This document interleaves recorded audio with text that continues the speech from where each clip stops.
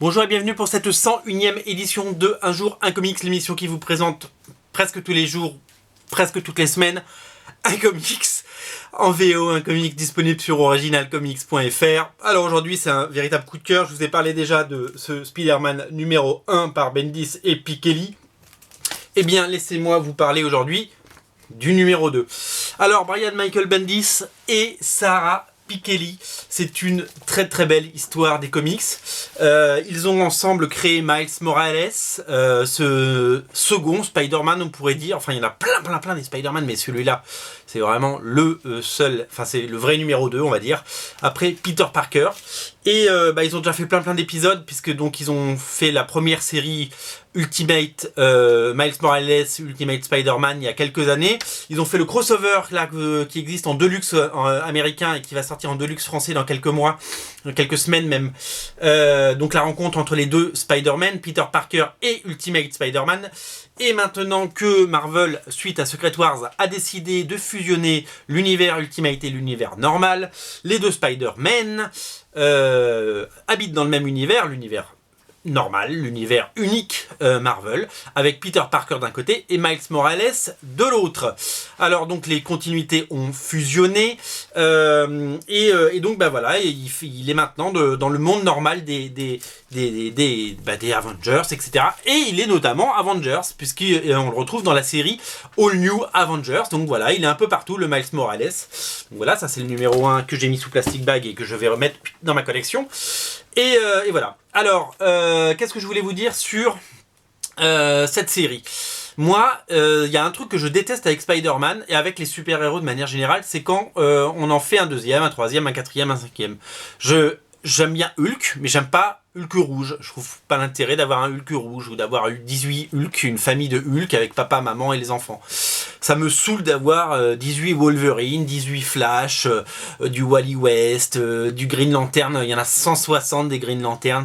Voilà, moi ce que j'aime, ce sont les héros originaux, ce sont les héros qu'on aime.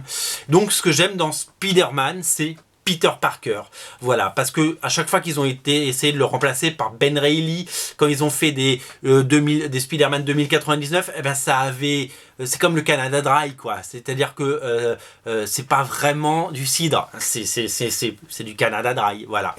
Eh bien Spider-Man c'est pareil, à chaque fois qu'ils ont essayé de faire du Spider-Man, ça n'a jamais été ça, à part avec Miles Morales. Et la combinaison, il faut 3 facteurs pour avoir un bon Spider-Man, et peu importe s'il s'appelle Peter Parker ou Miles Morales, il faut un bon scénariste, bon, des bons dessinateurs, mais ça c'est chez Marvel, il y a beaucoup de bons dessinateurs, donc ça c'est, voilà. Il faut un bon scénariste, et Brian Michael Bendis en est un. Il faut un personnage intéressant, et Miles Morales en est un, et il faut un beau costume. Le costume de Spider-Man, ils ont essayé de le décliner dans tous les sens, il n'y a jamais eu mieux que le costume de Spider-Man. Sauf le costume de Ultimate Spider-Man, il est génial. C'est la première fois en 60 ans, c'est la première fois que le costume de Spider-Man est aussi réussi.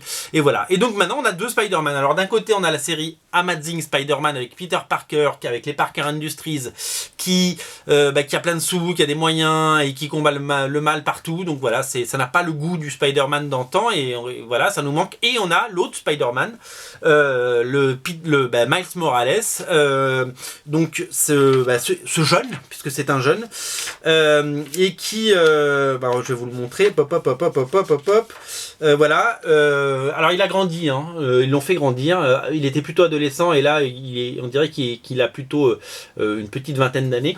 Donc ils l'ont fait grandir et évoluer, et donc voilà, il a des problèmes du quotidien, il est très impressionné, il rencontre Iron Man, les Vengeurs, Thor et compagnie, et puis il retourne à sa petite vie avec papa, maman, et puis ses copains, etc. Et donc voilà, et puis il devient une star, donc il doit passer à la télé, sur YouTube, et puis donc du coup il apprend à devenir, à gérer cette nouvelle popularité, etc. Mais bon, en même temps c'est Spider-Man qui est populaire, mais pas lui. Donc voilà, donc c'est plutôt chouette, ce sont les ingrédients qu'on aime de Spider-Man. Donc voilà, c'est bourré d'action et d'humour. Le trait de Sarah Piketty qui a encore progressé et d'une élégance et d'une très rare beauté. Alors il y a une scène très rigolote, dessinée toujours par elle, mais dans un style un peu cartoon. Vous découvrirez ça dans les pages du numéro 2. Cette série, elle est vraiment excellente. Et alors évidemment, elle met en scène, c'est un peu Spider-Man 2 si vous voulez, puisqu'il y a Peter Parker qui fait une apparition. Je ne vais pas vous montrer la fin. Regardez comme les personnages comme Iron Man ou Captain America, Sam Wilson sont magnifiquement dessinés. C'est dialogué à la perfection. Brian Michael Bendis a écrit des centaines, des dizaines et des dizaines, plus de 100, quand je dis 100, on est à plus de 150 numéros, presque 200 plus de 200 numéros de Spider-Man avec Ultimate Spider-Man. C'est savoureux, c'est ce que j'appelle du pur Bendis, c'est du dialogue qui claque.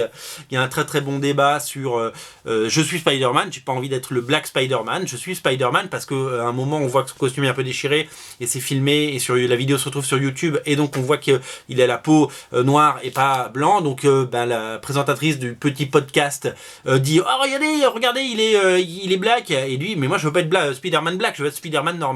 Donc c'est très fin, c'est très bon, c'est vraiment, ça se mange sans fin. Cette série elle est délicieuse les enfants, elle est absolument délicieuse, c'est un vrai bonheur et je le dis et je le redis depuis le relaunch Marvel, cette série, donc il y a que 2 numéros pour le moment, elle explose la série, on est au numéro 9 je crois, 8 de Amazing Spider-Man qui ne tient pas ses promesses, on peut le dire. C'est pour ça que j'en parle plus dans ces émissions, parce que ça me tombe des bras. Malgré les très très bons dessins de Matteo Buffani, le nouveau dessinateur Feline, qui fait bien mieux que Giuseppe Camuncoli. Il a fait 2 ou 3 numéros, c'est somptueux. On dirait Stuart Timonen à ses débuts, c'est magnifique. Voilà, cette série, avec l'autre série Spidey, qui elle revient sur les jeunes années de Spider-Man dessinée par Nick Bradshaw, cette série Spider-Man sans Amazing, sans rien, avec Miles Morales, c'est 1000 fois mieux que Amazing. Tout comme Ultimate Spider-Man a très très longtemps été meilleur qu'Amazing Spider-Man par exemple. Donc voilà, donc lisez-la, faites-vous plaisir, c'est vraiment excellentissime. C'est une formidable lecture et je ne saurais trop vous conseiller de vous faire ce petit plaisir. C'est disponible, le numéro 1 et le numéro 2 sont là. Rubrique Spider-Man dans originalcomics.fr. Soutenez-la, lisez-la, découvrez-la. C'est du très très bon et en tout cas, moi je vous le recommande. Je vous montre même, allez, je suis fou, je suis dingue, je suis un déglingo. Je vous montre la couverture du 3 qui est absolument somptueuse avec Miss Marvel, avec qui il est dans les All New, All Different Avengers. Et voilà. C'est génial, c'est super, c'est du Bendis, c'est du Piketty, c'est magnifique. Vivement, pourvu que ça dure, voilà. Lisez Spider-Man. Et donc ça sort chez Panini, moi je l'ai en anglais. Ça sort chez Panini très très vite. Salut, à très bientôt pour une autre émission, c'était la 101e, c'est fou.